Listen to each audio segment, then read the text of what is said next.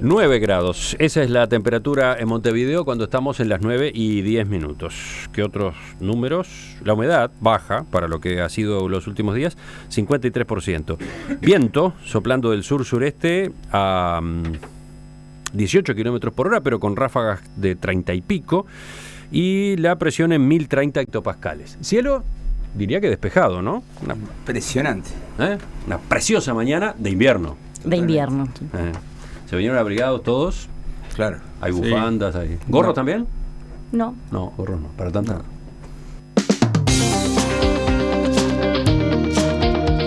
El siguiente espacio es una presentación de Seguro Americano. 50 años de medicina cada vez más humana. Abrimos la mesa de En Perspectiva de este martes, hoy mesa de politólogos. Estamos recibiendo a Fernanda Boidi, buen día. Buenos días. A Daniel Chaschetti, ¿qué tal? ¿Qué tal? Buenos días. A Mariana Pomies de Cifra, ¿qué tal, Mariana? Buen día. Y a Eduardo Botinelli de Factum. ¿Qué tal? Buen día, Buen día, Eduardo. Emiliano. Gracias por venir hoy otra vez como invitados. Gracias por la invitación. Adivinen con qué tema vamos a empezar. El conflicto en la enseñanza. Pensé que íbamos a hablar de la crisis de Peñarol. Y yo de pena. De la ¿Cómo vida se de fue? ¿Cómo se fue de pena? Por favor. Tal vez podemos reservar algún minuto en el final. Pese a que el gobierno cumplió y levantó ayer la esencialidad de los servicios de educación pública, hoy vuelve a haber paro en primaria de Montevideo y Canelones, en secundaria de Montevideo y en la UTU de Montevideo y Canelones. Y no se descarta que algunos de estos paros puedan prolongarse. Ayer, cuando después de eliminar los servicios esenciales, se retomaron las negociaciones, el Poder Ejecutivo presentó a la Coordinadora de Sindicatos de la Enseñanza la misma oferta que había planteado el 27 de agosto y que había sido considerada insuficiente por la contraparte. De todos modos, se atenuó algunas de las cláusulas que habían molestado a los gremios, por ejemplo, la cláusula de paz, por ejemplo, la que establecía compromisos de gestión. Según el ministro Ernesto Murro, la propuesta contempla el objetivo central del gobierno, que es seguir mejorando la educación pública, así como incluir incrementos salariales y otros beneficios. De todos modos, hizo una advertencia. Si no hubiera acuerdo en los temas salariales por parte de las asambleas, el gobierno igualmente destinaría ese dinero a la educación para seguir avanzando hacia el cumplimiento del objetivo, que es del 6% del PBI.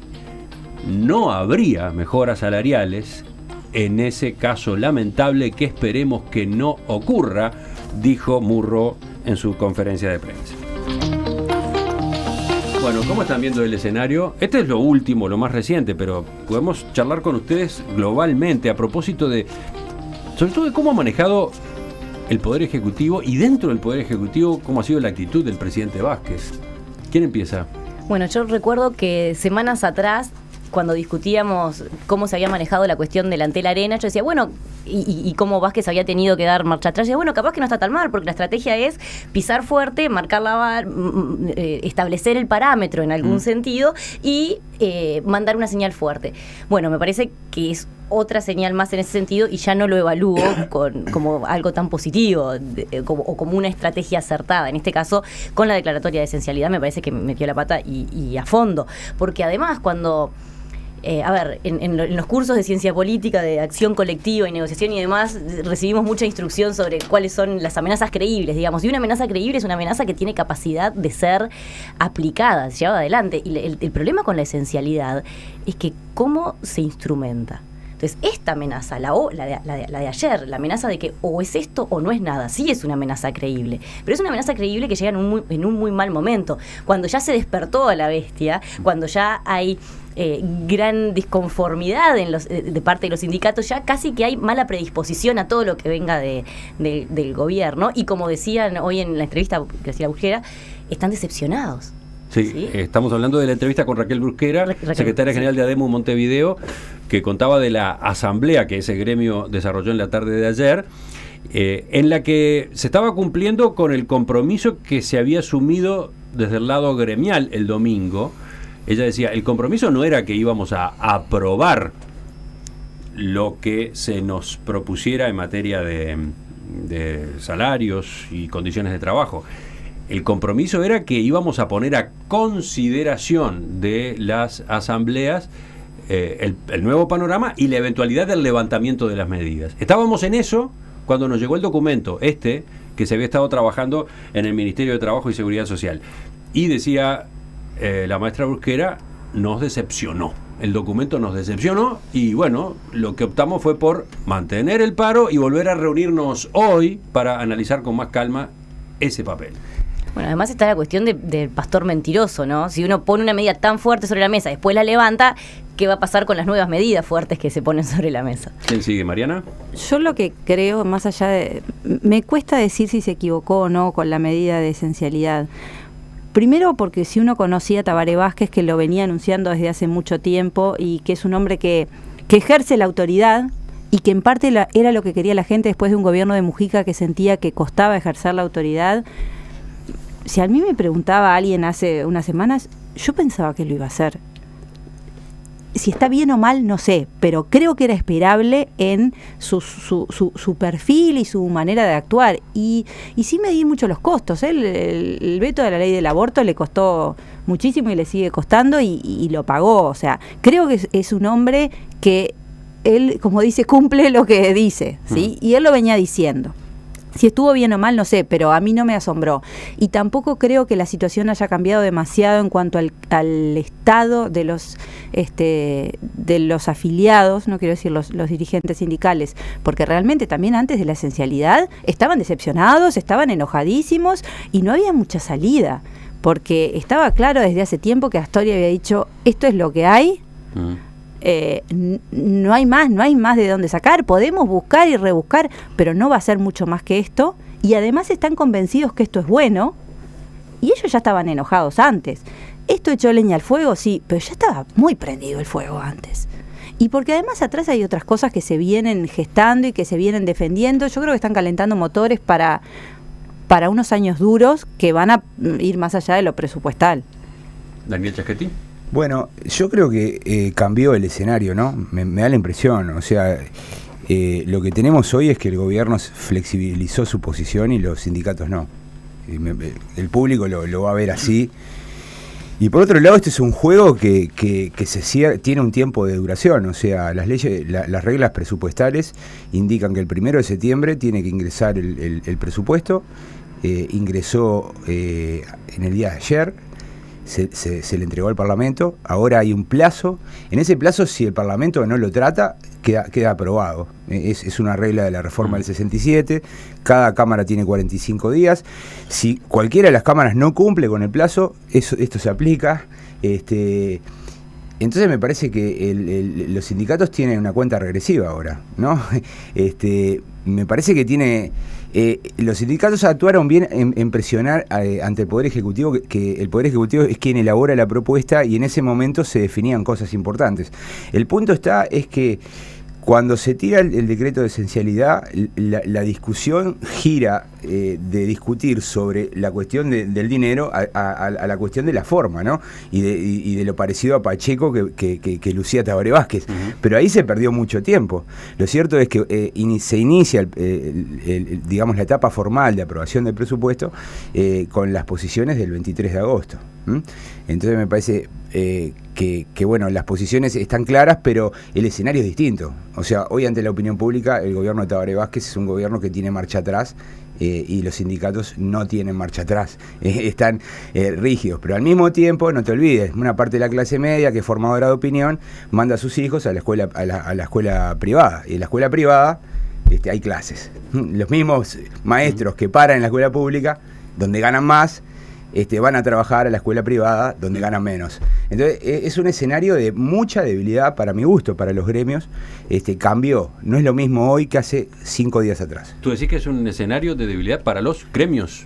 Muy peligroso, porque están quedando aislados. Y me parece Porque, ¿qué ocurre? Acá lo que... Pero entonces, desde tu punto de vista, el manejo de la esencialidad, la decisión del presidente Vázquez de decretar la esencialidad en la educación pública, ¿fue buena o fue mala? Bueno, yo al principio creí que había sido un error gravísimo, pero tal cual como se están dando las cosas, al final de cuentas le está siendo extremadamente útil para aprobar un presupuesto que contempla las preferencias presupuestales que ¿Tú querés decir que le dio tiempo? O sea, que se discute... Yo no digo que lo haya hecho sí, no, a propósito. De manera razonada, simplemente que la situación se está generando como para que Vázquez termine saliendo fortalecido. Sí, a ver si entiendo tu razonamiento, con la idea de los servicios esenciales, lo que ocurrió, deliberadamente o no, pero lo que ocurrió fue que pasó toda la semana la anterior, hasta el domingo, con ese asunto nuevo arriba de la mesa, el de los servicios esenciales, sí o no. Llamando a los juristas si era aplicable, si no era aplicable, a los historiadores hablando de Pacheco. Todo se perdió una parte importante en lugar de estar discutiendo el tema del aumento salarial o de otras cuestiones, ¿no? Porque acá no se está hablando, por ejemplo, de la reforma educativa que prometió el Frente Amplio, ¿no? Eso por ahora eso es lo crucial y es lo que todos nos preguntamos, ¿para cuándo, no? Pero entonces, bueno, si ese fue el razonamiento, si eso fue lo que se buscó, entonces ahora se llegó a la fecha tope, la del 31 de agosto, y prácticamente sin ningún cambio se repite la fórmula que estaba ofrecida y se manda el mensaje presupuestario al Parlamento. Tú decís que eso coloca a los gremios en un brete, pero ¿y qué pasa si deciden seguir parando? ¿Tú decís que no tienen margen para seguir parando? Pueden seguir parando, pero probablemente se va a ir debilitando. No, pero lo que está de por medio es el alumnado, sí, ¿no? A mí me parece que también hay que ponerle atención allí. Los chicos de las escuelas públicas, de los liceos públicos, de la UTU, siguen perdiendo clases. Pero Emiliano, en Chile, que es un modelo para tanta gente, han habido huelgas de 3 meses. Estuve hace un mes en un seminario en la Universidad Diego Portales, universidad privada ocupada por los estudiantes. Hicimos el seminario adentro. Pregunto, ¿cuánto hace que está ocupada? Un mes que está ocupada. O sea, en México, en cualquier país, sí, pero estos conflictos existen. Pero perfectamente podríamos estar meses... La universidad no es la escuela, o sea, esto afecta a las familias, afecta al funcionamiento familiar, y yo no estoy tan seguro, debilitados, pero pueden seguir hasta el 31 de diciembre, porque los plazos hasta que se termine de votar el presupuesto son 45, 15, llegamos al 31 de diciembre. No llegan porque se destruye el sindicato, la gente lentamente deja de hacer paros, ya está pasando. Pero sin embargo... Eduardo Botinelli todavía no lo escuchamos. Fíjate que la marcha que se hizo de los docentes, que no fueron solo docentes, pero el apoyo que recibió la semana pasada esa marcha... Media marcha era la FEU. Bueno, pero la FEU, pero está bien. Números. Pero hicieron números que quizás sin la esencialidad, ¿cuántos hubiesen ido? Porque cuántos los privados, los funcionarios de la educación privada pararon por el decreto de esencialidad, contra el decreto de esencialidad. O sea, yo creo que inicialmente fortaleció la acción colectiva de los sindicatos. Brusquera decía más temprano que en la asamblea de ADEMU de ayer había 1.600 personas. Bueno, eso a mí me llamó la atención también las cifras que se han manejado, la cantidad de asistentes a las asambleas, teniendo en cuenta la desmovilización que venía sufriendo todos los sindicatos en los últimos, después del impulso, digamos, del cambio de gobierno de 2005 con fortalecimiento de los distintos sindicatos. Había una desaceleración en la participación. Yo le pregunté hoy a la maestra Brusquera, en determinado momento de la entrevista, ¿cuánta gente había en la asamblea? Porque en la medida que la asamblea había dispuesto confirmar el paro de hoy, estoy seguro que muchos oyentes del otro lado reaccionaban diciendo, sí, pero deben haber sido 30. 35, no, eran 1.600. Por eso, o sea, yo creo que el efecto inicial, capaz que después sucede lo que plantea Daniel, efectivamente, que está bien, las medidas de paro además son desgastantes, se puede pasar a ese umbral de son intransigentes, no quieren negociar nada, desde la perspectiva de la opinión pública, pero el gobierno, yo creo que tiene como una especie de declaración de principio del momento que nombra el gabinete, y nombra a María Julia Muñoz, con el argumento, además, cuando se le preguntó en diciembre por qué nombra a María Julia Muñoz como ministra de Educación, porque sabe lidiar con sindicatos complicados. Uh-huh. Bueno, acá hay cuestiones que tienen que ver en parte con lo simbólico y en parte con lo práctico.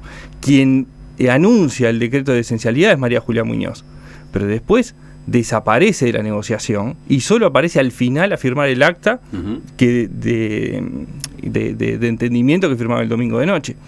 Es decir, ¿cuál es tu interpretación de eso? Y Porque que el protagonismo lo tuvo Murro, lo tuvo el Ministerio de Trabajo. Sí, o sea, justamente, o sea, se movió el eje de educación a trabajo, ¿no? Y que inicialmente la educación, porque quien lo anuncia es la ministra de Educación, quizás sea porque Murro se negó, no lo sabemos, quizás no, yo no anuncio esto, y ahí hay un tema de funcionamiento del gobierno.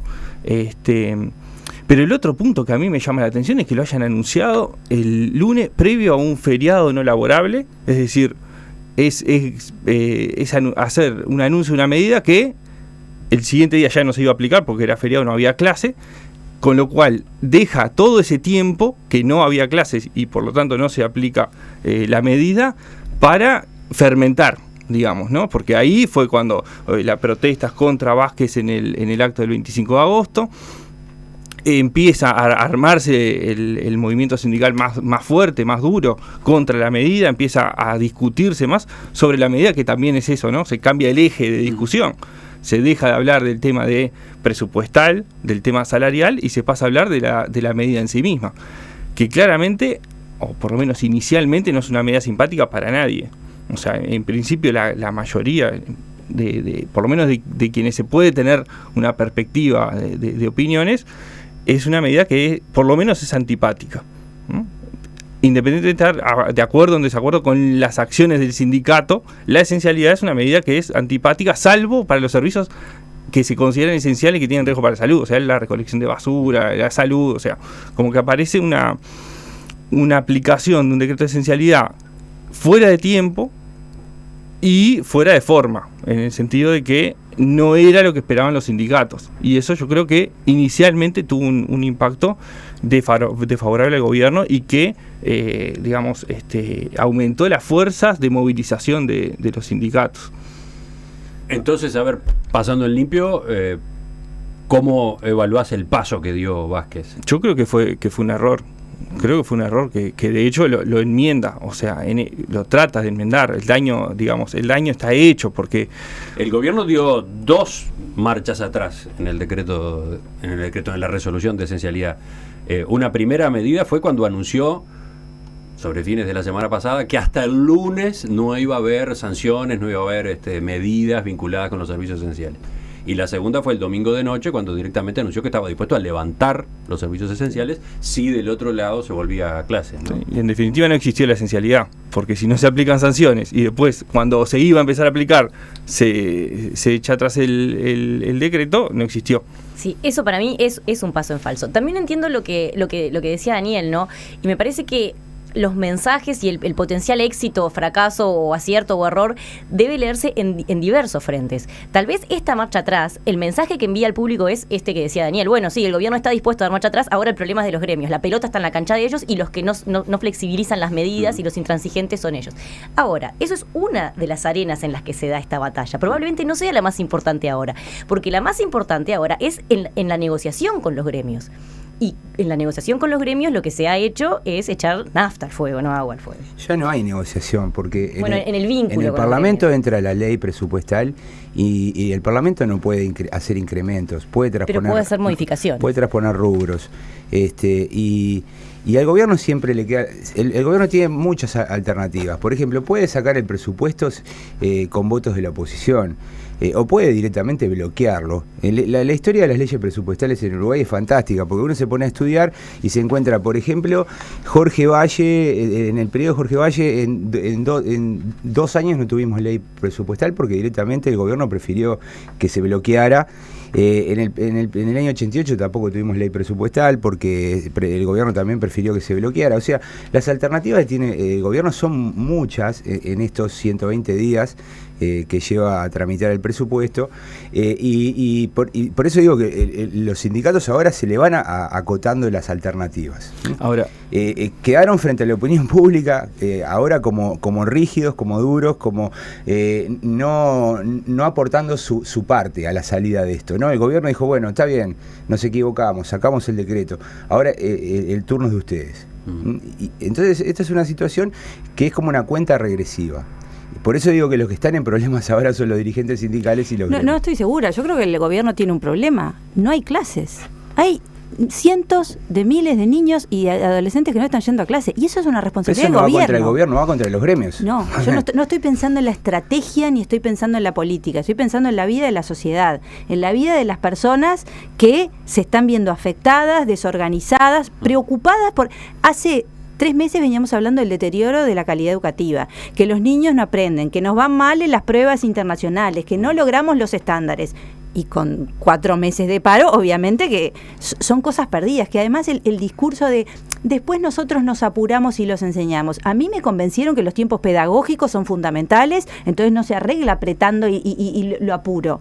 Y acá el gobierno también tiene que preocuparse por ese otro aspecto. Yo entiendo políticamente, estratégicamente, de la negociación, pero hay una realidad que se está sintiendo hoy a nivel social, de compañeros de trabajo, de uno con sus hijos, de ¿qué hacemos con los chiquilines? ¿Y qué va a pasar después? Si lo mandas a escuela privada, hay clase.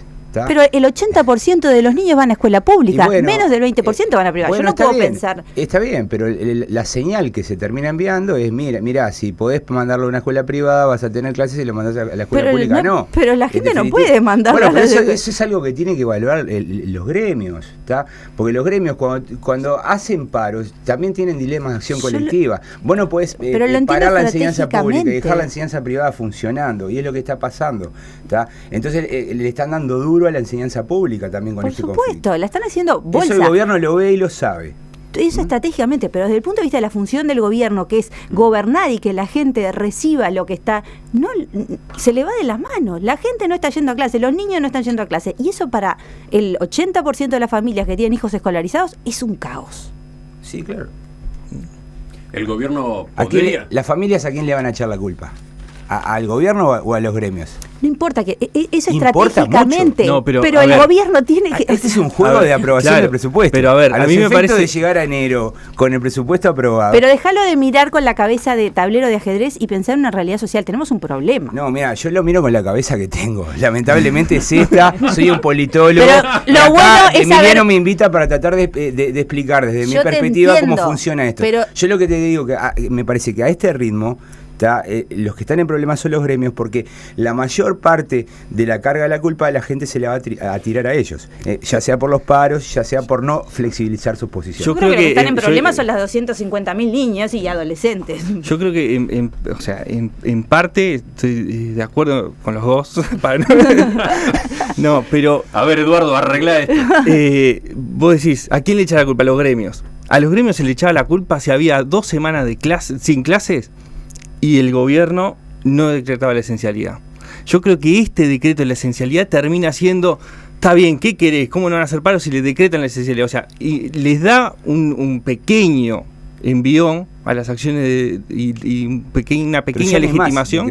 Claro, no hay más decreto, pero ya estuvo, o sea, ya hubo una acción bélica. Los tratados de paz dejan secuelas siempre. Bueno, dentro del Frente Amplio ni que hablar. Y bueno, dentro de los sectores del Frente Amplio, dentro de la dirigencia del Frente Amplio y dentro de la propia masa simpatizante del Frente Amplio. Sí. La medida de los servicios esenciales dividió mucho al oficialismo, ¿no?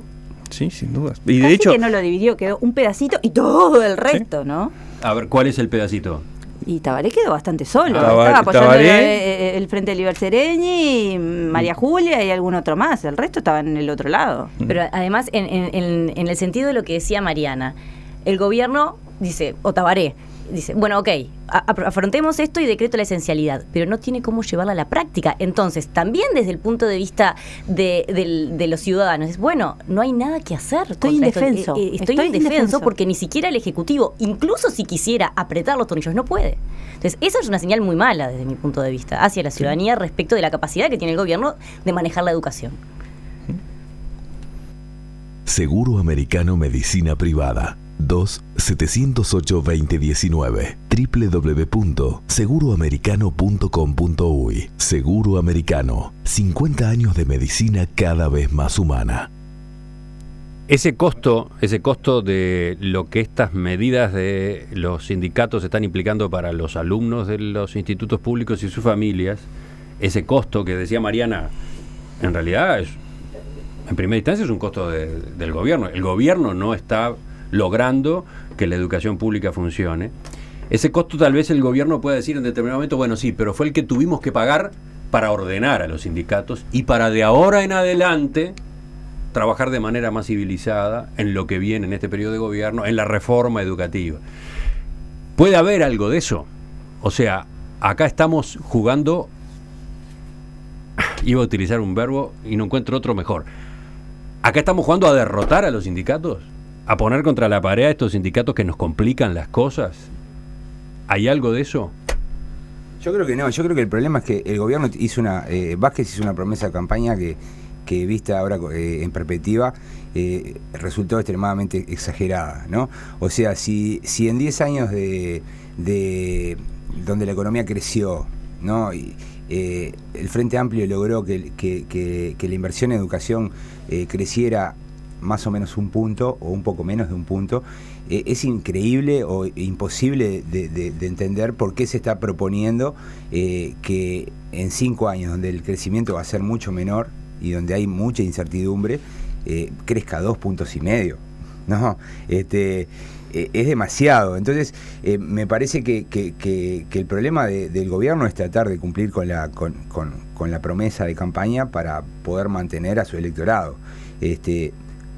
Cuando yo trato No, pero digo, ¿no está de por medio de la reforma educativa? ¿No está de por medio domesticar, entre comillas, a los gremios de la enseñanza para poder después dar el otro paso? ¿Alguna idea sobre la reforma educativa? Escuché en la campaña electoral, pero ahora desde que se instaló el gobierno me dijo no va a haber reforma educativa porque para hacer la reforma educativa que queremos necesitamos muchísimo dinero y como no va a haber dinero no va a haber reforma educativa. ¿Tá? Entonces yo pregunto, bueno, al final de cuentas este es un conflicto en redistributivo puro y duro. Yo pienso que los funcionarios de salud pública, los de vivienda, los preocupados por medio ambiente, esos son los que están perdiendo también, ¿no? Porque el dinero está yendo para un sector y para otro no. Es simplemente distribuir dinero. No hay, en el medio no hay una reforma. ¿Algún comentario de ustedes sobre este punto? Yo creo que sí, que hay una reforma educativa que se está planificando y que se está negociando a la interna porque es compleja. Creo que la gente que se puso en el Ministerio de Educación tiene su idea de la reforma educativa. Seguramente va a poder hacer muchísimo menos de la idea original que le vendieron a Vázquez, porque indudablemente cuando Vázquez en campaña habló de esa reforma y se vinculó con gente de educación, él tenía una idea. También creo que si el Frente no hace en este gobierno una reforma educativa, lo va a pagar caro electoralmente, ¿sí? Porque algo hay que cambiar. La percepción, cuando uno ve a nivel de opinión pública del deterioro de la calidad de educación, mejoró la salud, mejoró la economía, la inseguridad obviamente no mejoró, pero es difícil de cambiar porque no depende solo del Estado. Y uno mira las áreas en las que no se hizo nada y se espera un cambio, es en la educación. Y además fue siempre bandera del Frente Amplio. ¿Cuánto más va a esperar? No puede. No, el tema es que acá, o sea, venimos hablando del gobierno. Y el Parlamento no es el gobierno. De hecho, el Parlamento, o sea, la bancada del Frente Amplio en el Parlamento no tiene ninguna correlación con el gobierno. De hecho, en este mismo conflicto, las primeras voces que se escucharon fueron desde adentro del propio Frente Amplio en contra. En caso de una reforma educativa, muchas de las ideas que quieren, que por lo menos propuestas que se han hablado desde el Ministerio de Educación y Cultura, desde Filgueira, que es la cabeza pensante en temas de educación mismo, choca bastante con las ideas dominantes de la mayoría del Frente Amplio. Entonces, la reforma educativa no se puede hacer por decreto. O sea, esto tiene que pasar por discusiones parlamentarias, por discusiones partidarias. Y me parece parlamentarias no, partidarias. Lo último, sí, bueno, Fernanda, ¿viene después el intento por la reforma educativa? ¿Este es el escalón previo? No lo sé. Respecto de la reforma educativa y sobre todo en este contexto, a mí me queda la sensación de que hay como hasta pereza, ¿no? Esa cosa de que va a costar tanto desde el punto de vista de la articulación en el Parlamento y al interior del Frente, de la articulación de lo que va a hacer con los gremios de la educación y después en plata, que tal vez no valga la pena el esfuerzo. Esa es la sensación que yo tengo sin tener información de adentro como si aducen tener los compañeros de mesa.